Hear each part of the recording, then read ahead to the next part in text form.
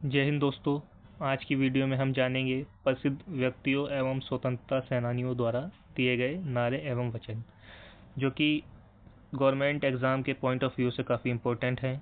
चाहे वो SSC CGL हो, एमटीएस हो या फिर जीडी, रेलवे हो, पुलिस हो या फिर स्टेट पीसीएस, हर बार के एग्ज़ाम में एक एक दो दो नंबर के क्वेश्चन इसमें से आपको देखने को मिल जाते हैं।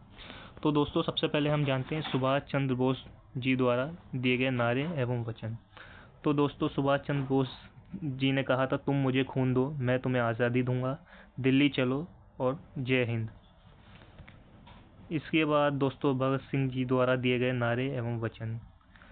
पहला जो आपका है, साम्राज्यवाद का नाश हो, इनकलाब जिंदाबाद, जो कि हजरत मोहानी द्वारा रचित है। इसके बाद आपके आते हैं भारत के प्रथम प्रधानमंत्री पंडित जवाहरलाल नेहरू, जिन्होंने कहा था, आराम हराम है, मेरा अंतिम लक्ष्य हर आंखों से आंसू को पोंछना है। और तीसरा है पूर्ण स्वराज, जो कि 1930-29 के आसपास इन्होंने लाहौर अधिवेशन के समय दिया था। इसके बाद आता है भारत मर जाएगा तो कौन बचेगा, who lives if India die.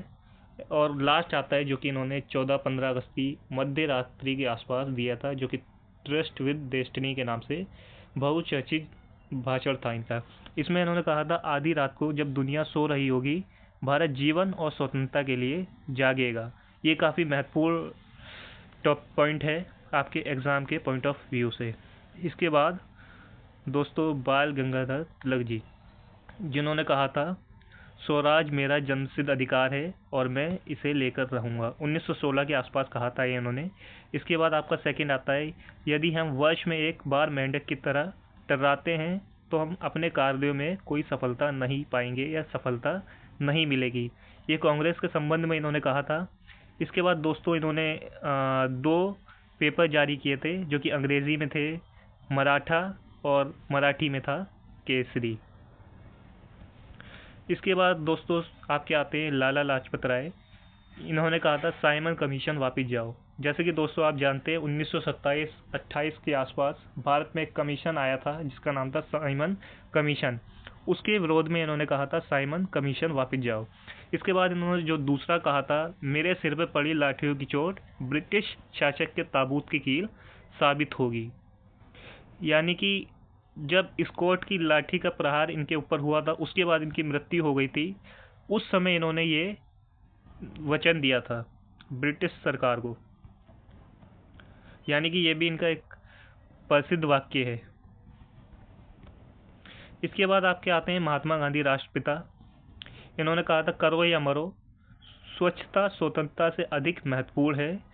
और 1942 के आसपास भारत छोड़ो आंदोलन हुआ था 8 अगस्त को। तो उस समय यूसुफ मेहर अली द्वारा कहा गया था, भारत छोड़ो। इसके बाद आते हैं महामना पंडित मदन मोहन मालवीय, जिन्होंने कहा था, सत्यमेव जयते, सच्चाई की ही जीत होगी। इसके बाद आपका उन्हें जो जाना जाता है, पंडित भी कहा जाता है और साथ में महामना भी कहा जाता है। दोस्तों, इसके बाद सरदार वल्लभ भाई पटेल, लौह पुरुष एवं भारत के बीस्मार्क के नाम से जाने जाते हैं। इन्होंने जो कहा था, एकता के बिना जनशक्ति तब तक कोई ताकत नहीं है जब तक कि वे ठीक से सामंजस्यपूर्ण और एकजुट ना हो, तब ये एक आध्यात्मिक शक्ति बन जाती है।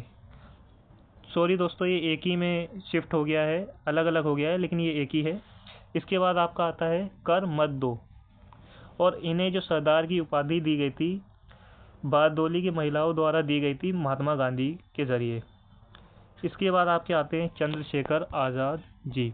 इन्होंने कहा था, दुश्मनों की गोलियों का हम सामना करेंगे, आज़ाद ही रहें और आज़ाद ही रहेंगे। ये कहा था आपका चंद्रशेखर आज़ाद जी ने। इसके बाद आपके आते हैं अबुल कलाम आज़ाद।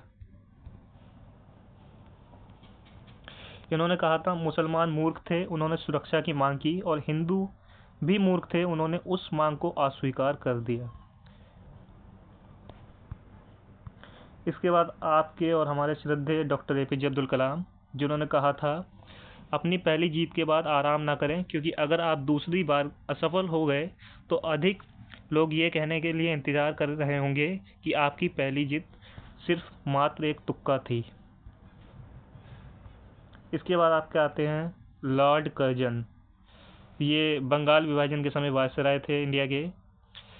तो इन्होंने कहा था, कांग्रेस अपने पतन की ओर लड़खड़ा रही है और भारत में रहते हुए मेरी सबसे बड़ी महत्वाकांक्षाओं में से एक इसकी शांतिपूर्वक समाप्ति में सहायता करना है। इसके बाद डफरिन आता है। इसने कहा था, कांग्रेस सूक्ष्म अल्पसंख्यकों की संस्था है। इसके बाद आते हैं भारत के प्रधानमंत्री लाल बहादुर शास्त्री जी, जिन्होंने कहा था जय जवान जय किसान। इसके बाद आते हैं अटल बिहारी वाजपेयी जी। इन्होंने कहा था जय जवान जय किसान जय विज्ञान।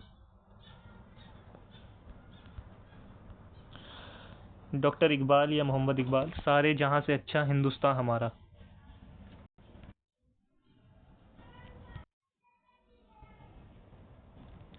बंकिम चंद्र चटर्जी द्वारा वंदे मातरम रचित है, जिसको सर्वप्रथम 1896 में कांग्रेस के अधिवेशन में गाया गया था। इसके बाद आते हैं स्वामी दयानंद सरस्वती, वेदों की ओर लौटो या वेदों की ओर वापस आओ। इसके बाद आते हैं विजयी विश्व तिरंगा प्यारा, श्यामलाल गुप्त। भारत तेंदु हरिश्चंद्र, हिंदी हिंदू हिंदुस्तान। सरफरोशी की तमन्ना अब हमारे दिल में है, देखना है ये जोर कितना बाजुए कातिल में है, पंडित राम प्रसाद बिस्मिल द्वारा रचित है। इसके बाद आपके आते हैं रविंद्रनाथ टैगोर जी, जिन्होंने जन गण मन अधिनायक जय है लिखा था, जो कि 1911 में सर्वप्रथम गाया गया कांग्रेस के अधिवेशन में। इसके बाद आपके आते हैं मंगल पांडे, जिनका संबंध 1857 की क्रांति से है। इन्होंने कहा था मारो फिरंगी को। इसके बाद आपके आते हैं जय प्रकाश नारायण यानी कि जेपी। इन्होंने कहा था संपूर्ण क्रांति का नारा इनके द्वारा दिया गया था। और दोस्तों लास्ट आपके हैं विनोबा भावे जी, जिन्होंने कहा था जय जगत। धन्यवाद दोस्तों।